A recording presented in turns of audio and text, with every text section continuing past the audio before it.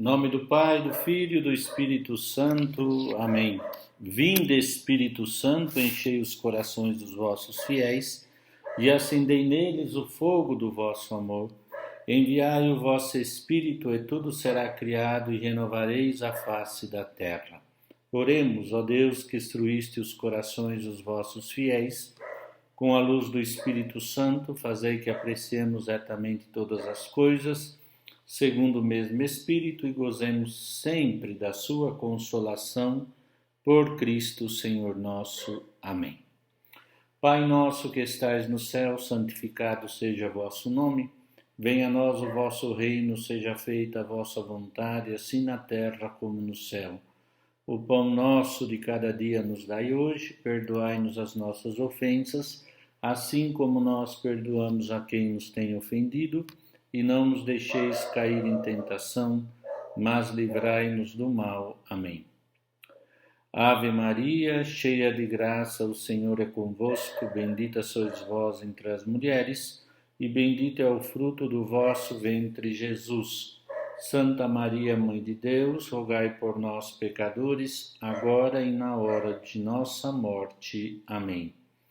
Santo anjo do Senhor, meu zeloso e guardador, se a ti me confiou, a piedade divina sempre me rege, me guarde, me governe, me ilumine. Amém. Queridos seminaristas do Seminário Maior Arquidiocesano Nossa Senhora de Fátima, nós vamos continuar esse semestre ainda por um tempo online, o curso de Moral Fundamental, procurando continuar tudo o que nós temos estudado no primeiro semestre. Fizemos um processo de análise histórica de toda a história, da teologia fundamental, com o Padre Pinkers, alguns aprofundamentos de temas importantes. Depois, estudamos um pouco antes da introdução da teologia fundamental. Depois, estudamos a questão da liberdade, do fim último do homem, junto com a questão do Tratado da Graça, alguns elementos. E agora nós vamos continuar o capítulo 5 do Aurélio Fernandes sobre os atos livres do homem. Então, que o Senhor nos ajude em paz a recomeçar este semestre. Na página 111 do capítulo 5, a introdução tem como tema a natureza da vida moral. A pessoa humana está toda ela implicada na ação. De modo particular, esse empenhamento é mais acentuado ainda quando decide sobre assuntos próximos da sua intimidade, isto é, quando se sente responsável pelos seus atos, porque considera que atua bem ou mal de acordo com os critérios morais que as suas convicções pessoais ou a convicção religiosa que pratica lhe proporcionam. Esse empenhamento por fazer o bem e evitar o mal é ainda mais patente no cristianismo. De fato, o batizado, que conhece a sua dignidade e que procura ser fiel à sua fé, esmera-se para que todas as suas ações respondam à vocação recebida, o que se concretiza em cumprir a vontade de Deus e identificar a sua existência com a vida de Jesus. Inversamente, quem não vive de acordo com a sua vocação experimenta o remorso que o acusa da infidelidade incoerente porque não pratica o que prometeu. Ora bem, a atividade moral por si mesmo, página 112, senhores, é algo muito complexo, já que nela conflui a insondável riqueza do ser humano.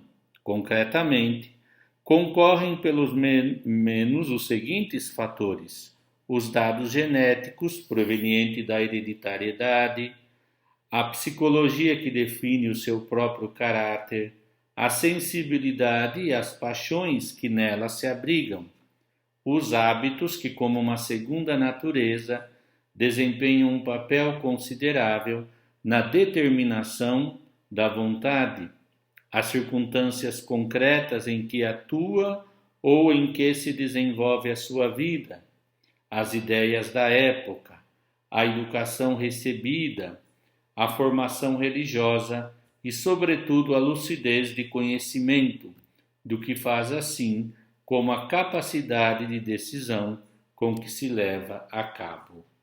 Pois bem, este conjunto de fatores tem de ser tido em conta quando se julga a moralidade de uma conduta.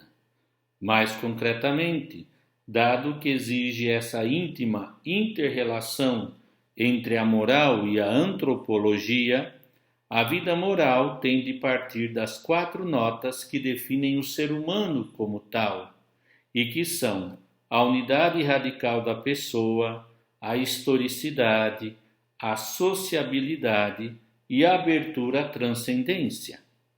De fato, o juízo moral sobre um comportamento determinado tem de partir destas 4 notas características do seu ser. Lá no final da 112, da unidade essencial. O que seria isso? Próprio da pessoa humana, na qual confluem o corpo e a alma, são homem ou mulher, enquanto indivíduos que faz o bem ou o mal, posto que é na unidade de alma e corpo onde a pessoa e o sujeito dos seus próprios atos morais. Aqui ele está citando a Veritatis Splendor, de João Paulo II. Não há pecados do corpo e pecados do espírito. É antes o indivíduo concreto que peca ou que faz o bem. B. Além disso, deve considerar-se a condição histórica própria da pessoa humana. Por isso, na sua atuação intervém, em medida distinta, a idade e condição do indivíduo, a formação recebida, a biografia que constitui a trama do seu passado, as valorizações éticas do seu tempo e etc. Ponto C. Igualmente, tem de se considerar e ter em conta a sociabilidade, que ao ser uma dimensão essencial do ser humano, faz também sentir sobre a pessoa a influência dos diversos fatores sociais, tais como o influxo do ambiente cultural, a ação negativa do chamado pecado social e das estruturas de pecado, a sensibilidade própria do seu tempo. Nota D, final da 113. Finalmente e sobretudo, tem de se considerar que a pessoa está radicalmente aberta à transcendência, o que exige uma conduta moral fundada no querer de Deus. A essa dimensão religiosa, comum a todos os homens, o cristianismo acrescenta a elevação sobrenatural pela graça divina, o que, se por um lado facilita a ação moral, por outro obriga uma elevação de comportamento que supera as forças naturais e que por isso reclama a ajuda dos meios sobrenaturais. Página 114. O resultado de tantos fatores é que a vida moral é tão importante e decisiva na existência do homem concreto, como difícil e comprometida no momento de a viver, julgar e interpretar. Daí a advertência do Evangelho de não julgar, Mateus 7, do 1 ao 4. Só Deus pode emitir um juízo veraz sobre a conduta das pessoas, e é cada indivíduo que deve estar vigilante para interpretar a sua vida à luz das exigências e dos imperativos morais, tal como são proclamadas pelo Evangelho, imperativos segundo os quais será julgado por Deus. Isso é muito importante, não julgar nunca. E depois ter em conta isso, a grandeza do ser humano, chamado a ser imagem e semelhança de Deus, mas a realidade do pecado original também, que eu gosto de dizer, o homem ficou ferido na sua natureza e ele tem que fazer um caminho de volta a Deus, numa dinâmica de cai, levanta, recomeça, de que repensa a sua vida e que, movido pela graça de Deus, é chamado a levantar e a ser mais, né? Ter um plus, ser mais. Mas isso é um caminho, é um processo do qual a sua unidade essencial, a condição histórica, a sociabilidade, não o fecham à transcendência, o abrem, mas a sua abertura à transcendência considera uma realidade frágil por causa do pecado original. Temas que vocês devem trabalhar, devem ter tido trabalhado na antropologia teológica e, se não trataram ainda, na graça. Pois bem, esses pressupostos é muito importante, porque agora nós entramos, eu acho que na moral fundamental aplicada à vida. Abstraindo os conceitos que já temos, vamos falar sobre os atos humanos. Página 114 do manual do nosso querido Fernandes. Que o homem seja um ser inteligente, livre, é o que permite que as suas ações sejam verdadeiramente humanas. E essa atuação em conformidade com seu ser tem como consequência que a pessoa seja boa ou má no plano ético. Trata-se de uma tese comum à ciência moral que a encíclica Veritatis Splendors menciona explicitamente. Os atos humanos são atos morais, porque exprimem e decidem a bondade ou a malícia do próprio homem que pratica aqueles atos. Os atos humanos bons tornam a pessoa boa. Pelo contrário, os atos maus envilecem-na, tornam-na má pessoa. Em consequência, para que uma ação se possa qualificar como moral, tem que começar por ser humana. Por isso, a moralidade de uma ação exige que a pessoa leve a cabo, com conhecimento e liberdade, duas características do ser humano, que é simultaneamente racional e livre. Por isso, um ato será moral na medida em que o sujeito, para o executar, se tiver empenhado em conhecer a bondade ou malícia do ato que executa e se dispuser livremente a realizá-lo, ou, se esse for o caso, omiti-lo. Estes atos qualificam-se como humanos, postos que são próprios do homem. Em contrapartida, se carecem de conhecimento ou são levados a cabo sem a intervenção da liberdade, estes atos denominam-se atos de homem. Neste sentido, atos do homem são aqueles que se realizam no quadro da espontaneidade, sem a mediação da advertência do entendimento, nem da resolução da verdade. Da resolução da verdade. São deste tipo, por exemplo, aqueles atos espontâneos que com tanta frequência acontecem na vida humana. Uns são vitais, como a digestão, outros são dirigidos, mas realizam-se de modo inconsciente, sem atenção nem deliberação alguma.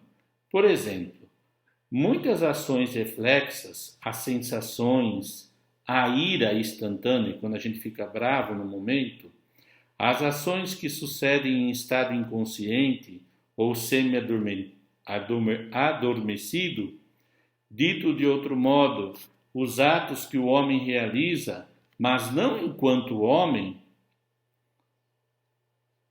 A distinção entre atos humanos e atos do homem já é clássica. São Tomás de Aquino expressava-se assim: só se consideram especificamente humanas as ações que procedem de uma decisão deliberada. A outras é preferível chamar-lhes atos de homem, mais do que humanos, pois não procedem do homem enquanto homem, porque não há plena consciência, nem plena deliberação. conhecimento e deliberação. Eu conheço e ajo. E aqui tem uma explicação muito boa, espero que vocês gostem. Que vocês gostem, hein, que eu gosto. A razão última para se precisar o que é, em sentido estrito, um ato moral, é que a eticidade está ligada ao ser humano. O homem é moral por natureza, que para se lhe poder imputar o bem e o mal, é preciso que tenha sido realizados com plenitude de conhecimento e com ponderada deliberação. Como é sabido, para cometer um pecado mortal, requerem-se 3 condições: matéria grave, conhecimento perfeito e vontade plena. Contudo, não se podem exagerar tantos alguns elementos que têm influência no conhecimento, na decisão da liberdade, que se chegue a considerar que o conhecimento perfeito e a vontade plena nunca se dão ou só se encontram em muitas poucas ocasiões. Isto seria ter um conceito pessimista do homem e da mulher, como se quase nunca fossem capazes de atuar como pessoas. O magistério rejeita a afirmação de alguns autores que mantêm que o homem muito poucas vezes pode cometer um pecado mortal, pois não goza de um conhecimento lúcido, nem é capaz de decidir livremente na sua ação. João Paulo II destaca os limites destas teorias. Aí, na página 117 da Reconciliatio e Penitência, sobre o sacramento da penitência, diz João Paulo II: este homem pode ser condicionado, pressionado, impelido por numerosos e poderosos fatores externos, como também pode estar sujeito a tendências, taras e hábitos relacionados com a sua condição pessoal. E não poucos casos, tais fatores externos e internos podem atenuar em maior ou menor grau a sua liberdade e, consequentemente, a sua responsabilidade e culpabilidade. No entanto, é verdade de fé, também confirmada pela nossa experiência e pela nossa razão, que a pessoa humana é livre. Não se pode ignorar esta verdade para descarregar nas realidades externas, as estruturas, os sistemas dos outros, o pecado de cada um. Além do mais, isso seria obliterar a dignidade e a liberdade da pessoa. Bom, isso é um ponto. Fato que não considerar isso é considerar o homem ainda meio animal. Animal no sentido de que vive a partir de estímulo, de realidade estimúlica. Não. Agora, claro que podemos, depois, na hora de falar sobre o pecado, mais para frente, falar o que atenua, o que agrava um ato humano, no sentido de que pode aumentar a culpabilidade, diminuí-la ou desresponsabilizá-lo de tal culpa. Por quê? Em que grau? Não é mesmo? Mas o homem é livre. Nós já estudamos isso. Mas a sua liberdade pode torná-lo escravo?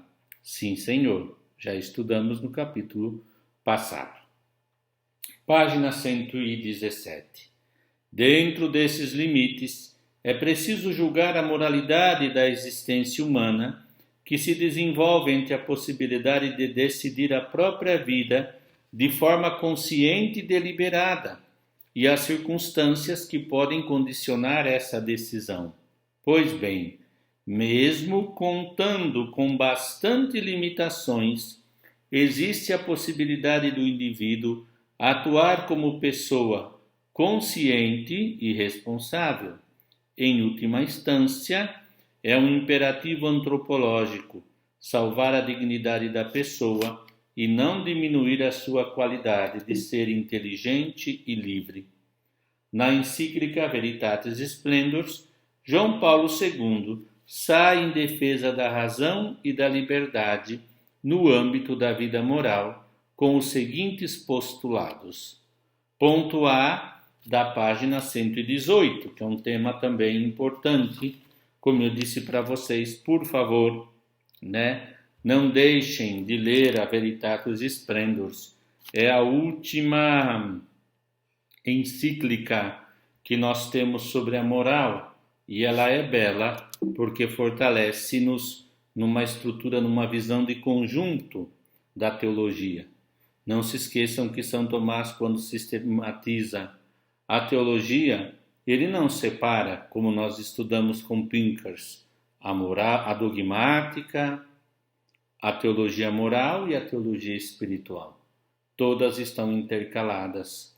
E o tratado que liga as verdades de fé, a dogmática e a moral é a graça. Não se esqueçam. E João Paulo II diz, 118, ponto A.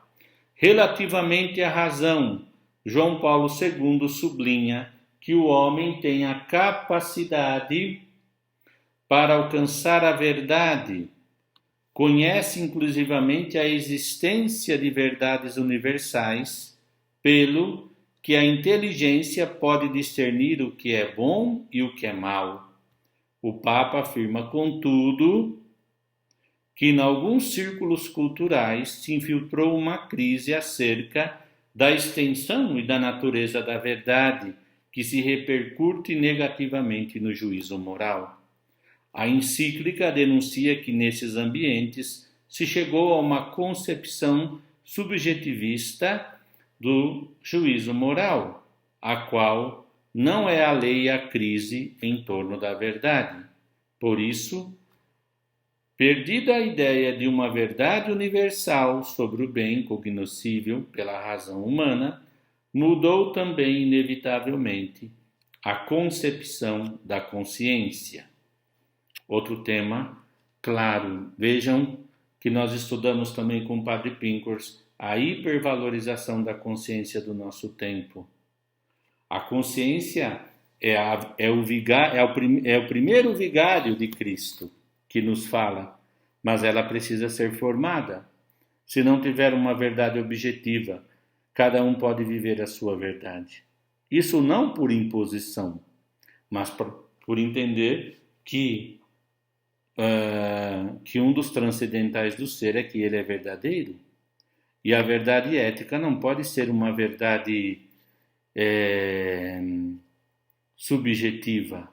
Ela pode ter vários, posso vê-las desde muitos pontos de vista. Mas eu não posso dizer que ela é subjetiva, que a minha verdade não é a tua verdade. Cuidado, isso precisa ser muito bem estudado. Sem moralismo, mas sem relativização de conceitos essenciais. Jesus disse, eu sou o caminho, a verdade e a vida. E nós estudamos também que existe uma moral cristã. Isso não quero voltar a falar, denotaria muito tempo, mas que os senhores se lembrem do semestre passado e de todo o trabalho que temos feito juntos e as vossas pesquisas, os vossos trabalhos, não? Nota B da 118. Erros semelhantes surgem em torno da liberdade. A encíclica proclama em todo momento a existência da liberdade do ser humano e sublinha o seu lugar no comportamento ético, pois sem ela não se pode falar de moral. E diz a Veritatis número 34, a pergunta moral a qual responde Cristo não pode prescindir da questão da liberdade, pelo contrário, coloca-o no centro dela, porque não há moral sem liberdade. Só na liberdade é que o homem se pode converter ao bem. Mas qual liberdade? Ora bem, o Papa detém-se na análise da condição livre do homem, mas denuncia dois erros que ameaçam a verdadeira liberdade: os que a exaltam e até absolutizarem, e os que no extremo oposto a negam. em algumas correntes do pensamento moderno, chegou a exaltar a liberdade até o ponto de se tornar um absoluto que seria a fonte dos valores. É esta a tendência das doutrinas que perderam o sentido da transcendência ou das que são explicitamente ateias. Os que negam são aqueles que exageram tanto os condicionamentos que aqui se encontra o sujeito, a pessoa humana, que a convertem num autômato.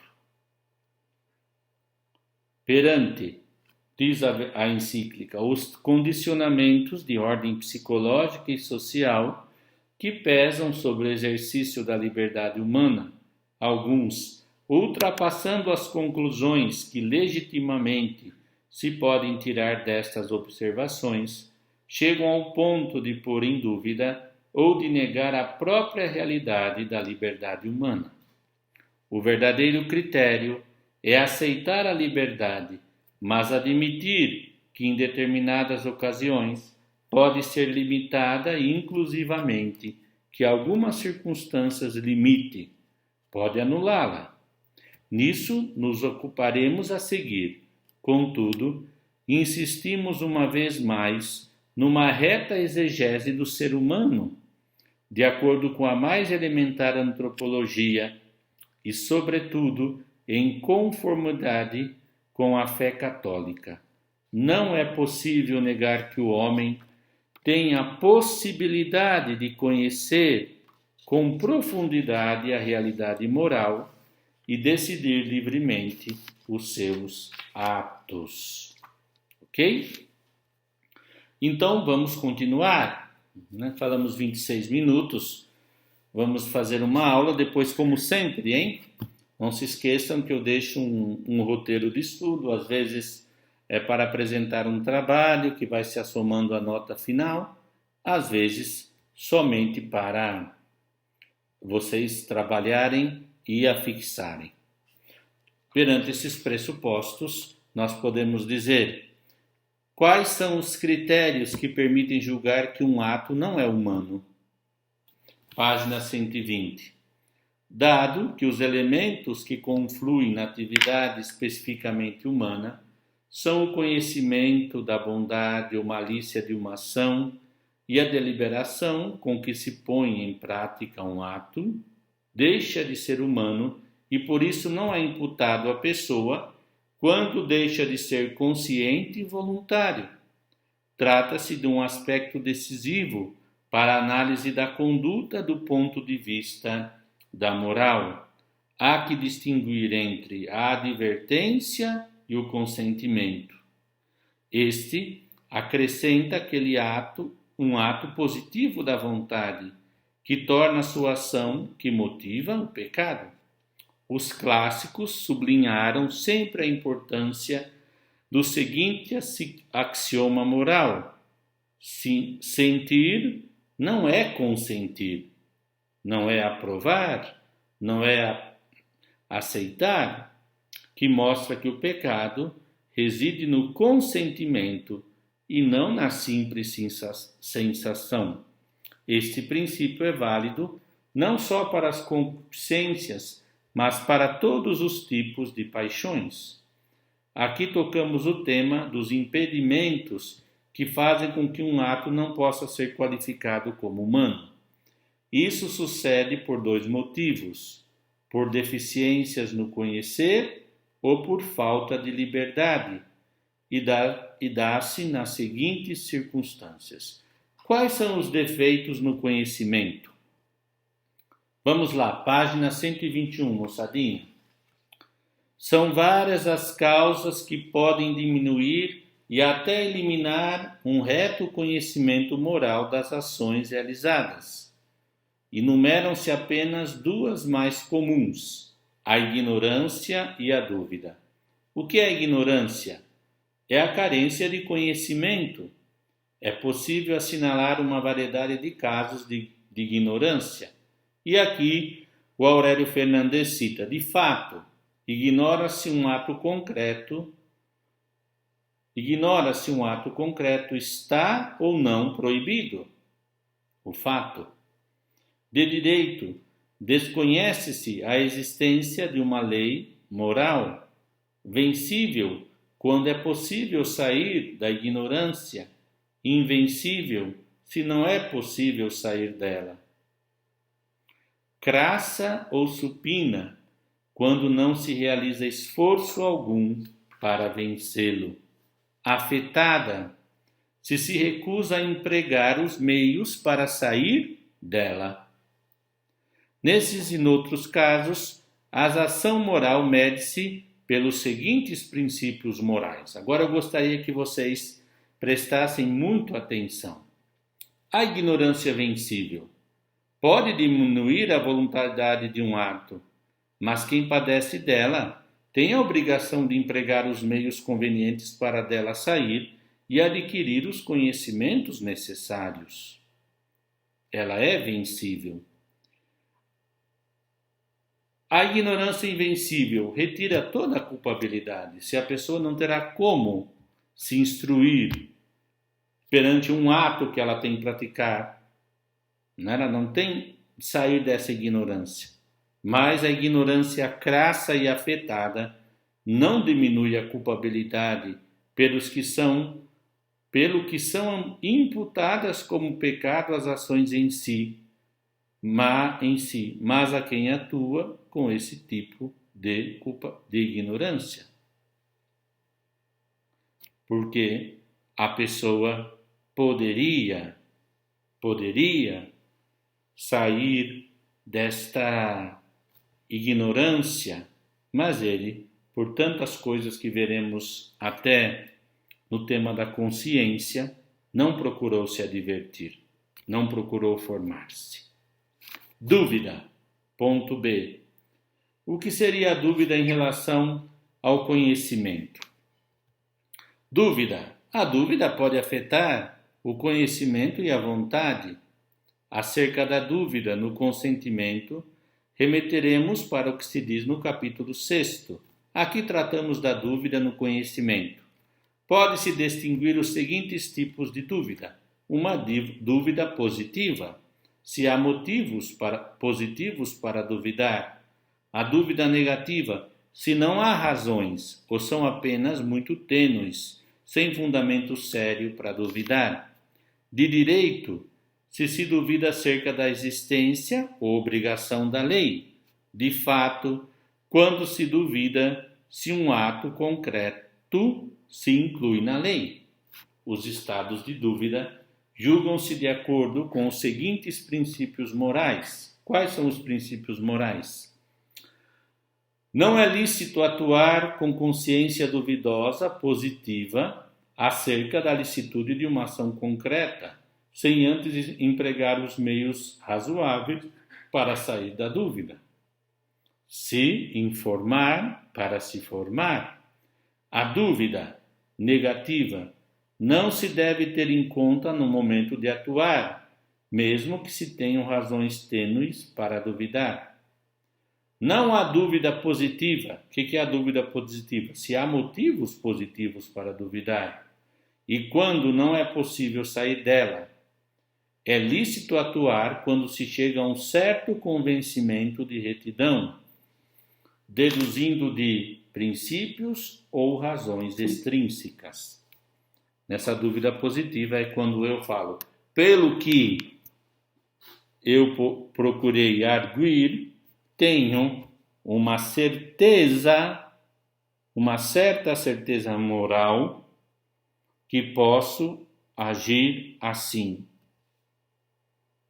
porque eu venci essa dúvida, porque acho que é o modo mais reto de fazê-lo. Deficiências na liberdade. Vamos ver se dá para a gente terminar isso hoje. Dá sim, dá para que a gente possa, pelo menos, depois praticar. As causas que podem diminuir, inclusivamente anular a liberdade, são múltiplas. Podem mencionar, além da ignorância, as seguintes: a concupiscência, a violência e o medo. O que é a concupiscência? A da página 123. Aqui é entendida no sentido de paixão e não no sentido de desordem das tendências que provém do pecado original. Como paixão, poderia definir-se assim: concupiscência é a inclinação das paixões que procuram satisfazer o bem sensível. Não tem nada a ver com música sertaneja, tá? O tema das paixões ocupa um lugar destacado na vida moral, dado que se podem ser fonte de pecado pelo que se exige o seu domínio. Os clássicos qualificam como político esse domínio que a pessoa deve ter das suas próprias paixões. Com esse qualitativo, querer-se significar que, dado o caráter orgânico corporal das paixões, não se tem um domínio absoluto sobre elas. Certamente, as paixões influem nos atos livres, mas o seu papel na valorização moral depende do consentimento da vontade, de acordo com o princípio já indicado. Sentir não é consentir. Do capítulo 10, que nós veremos mais para frente, expõe-se algumas normas para lutar contra as paixões. Aqui há que distinguir as seguintes situações da concupiscência. Antecedente é a que precede e em parte ocasiona a ação. O desejo, a inclinação. Concomitante é a que acompanha a ação. Continuo a executá-la porque sinto essa afã. Consequente é a que deriva e aumenta com a ação. A relação entre violência e liberdade rege-se por esses dois princípios morais. A concupiscência antecede e a concomitante pode diminuir a liberdade de um ato determinado. A concupiscência consequente não diminui a voluntariedade, mas fomentada pode aumentar a voluntariedade. Eu queria dizer, sempre quando a gente vai explicando isso, a gente vê muitas dúvidas, mas é que a gente separa para explicar. Depois a gente junta tudo e a gente vê que o tema não é difícil, tá? Fiquem calmos. Então, e tem um erro aqui, a relação entre a concupiscência e a liberdade não é violência, é concupiscência. Antecedente, né, que precede, podem diminuir a liberdade quando a pessoa age de um modo, por um instinto violento, agressivo. Agora, na página 125, o B. Violência é a coação que uma força externa pode exercer sobre a vontade. Pode dar-se duas situações: absoluta, quando retira a liberdade, embora se lhe resista; relativa, se é possível resistir-lhe, a coação. A inter-relação concupiscência-liberdade avalia-se por dois princípios. Vamos analisar. A violência absoluta retira a liberdade, pelo que os atos realizados com esse tipo de violência não são imputáveis ao sujeito. A violência relativa só diminui a liberdade. Em caso de violência absoluta ou relativa, deve-se evitar o consentimento interno. Eu faço, mas não me comprazo nisso. Medo é o temor fundado nos males que podem ser provocados ao interessado, aos seus próximos ou aos seus bens. Distingue-se os diferentes casos. Medo externo é temor motivado por agentes externos ao sujeito, por exemplo, ameaça. Interno nasce no sujeito por motivos psicológicos. Princípios éticos que regem a ação com medo. O medo do exterior ou interior, na medida em que retire a liberdade, diminui a culpabilidade da ação realizada. Os atos que se realizam motivados pelo medo, se não anulam a liberdade, são imputáveis ao sujeito que os realiza. como nós dizemos no começo, só Deus pode julgar. A nossa análise teológica nos leva a tentar sintetizar, organizar melhor isso. Olha, gente, eu penso que gravei 40 minutos de aula. Vamos fazer como nós fazíamos na semana passada. Lemos, explicamos um pouco, deixamos um roteiro de estudo. Esse tema, como tem muitos conceitozinhos aqui, parece que estamos no tempo da escola, né? Eu vou deixar um pequeno guia de estudo um pouco mais longo, que fará com que vocês usem mais 2 aulas para trabalhar esse tema. Então, as 3 aulas que correspondem a essa primeira semana, nós temos aula na quinta, seria dia 6 de agosto, que vocês verão esse tema, penso. Vocês trabalharão um pouquinho e eu darei uma guia de estudo. Citarei essa questão aqui dos atos humanos, 2 ou 3 pontos para pesquisarem no catecismo, que o catecismo é mais condensado, mas nos ajudam a fazer sínteses e vocês poderão ir elaborando isso, né? Os atos humanos, certo? Não se esqueça do que nós estudamos. Qual é o fim último do homem? O que significa a liberdade humana na sua extensão mais profunda? E como aplicar esses conceitos da teologia da graça, a graça atual, Deus nos atualiza quando se refere aos atos humanos concretos nossos e também aqueles que forem padres orientarão as pessoas. Então, como eu disse, nós vamos separando para estudar, depois a gente junta. O importante é não perder essa lógica, né? Conceituo, estudo, esquematizo, depois junto. Esse junto aqui é síntese, ter síntese pessoal na cabecinha e no coração. Então a gente vai fazendo assim, tá bom? A gente continua depois. São temas longos, então a gente faz em 2 momentos. E eu vou deixar depois tudo no Moodle, explicado, a aula gravada, se o catecismo a fonte, outros textos, se for necessário, para ajudar vocês a esse tema. Obrigado, foi muito bom recomeçar esse semestre. O Senhor nos ajudará nesse tempo com a sua Mãe Santíssima. Eu desejo muita coragem, muita paz, muita saúde e alegria sobrenatural para vocês. Paz e bem.